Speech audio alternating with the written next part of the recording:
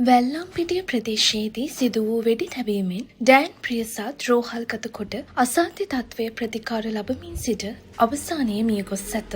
Dan ප්‍රියසාද් Kolonnawa නගර සභාවේ මේතොට මුල්ල කොට්ටාශයෙන් ශ්‍රී ලංකා පොදුජන පෙරමුණේ පළාත් පාලන මැතිවරණයට ඉදිරිපත් වූ අපේක්ෂකයෙකු බවද පැවසිණි.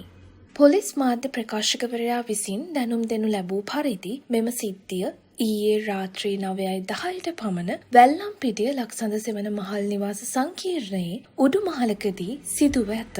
යතුරු පැදියකින් පැමිණි පුද්ගලයන් දෙදෙනෙකු විසින් වෙඩි තැබීම සිදු කර පලා ගොස් ඇත. වෙඩි තැබීම සිදුවන අවස්ථාවේදී ඔහු මත්පැන් පානය කරමින් සිට ඇති බව වාර්තා වී තිබේ.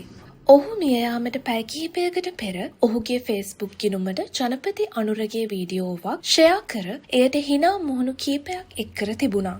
ඉතින් එය මේ වෙද්දී බොහෝ දෙනෙකුගේ කතා බහට ලක්ව තිබුණා දැක ගන්න ලැබුණා. එම පෝස්ටුවේ මෙලෙස පළ කර තිබුණා. ඉතින් එයට මේ වෙද්දී බොහෝ දෙනෙකු විවිධ ආකාරයේ කමෙන්ට් පළ කර තිබුණා. මේ ඒ වගේ කමෙන්ට්ස් කිහිපයක්.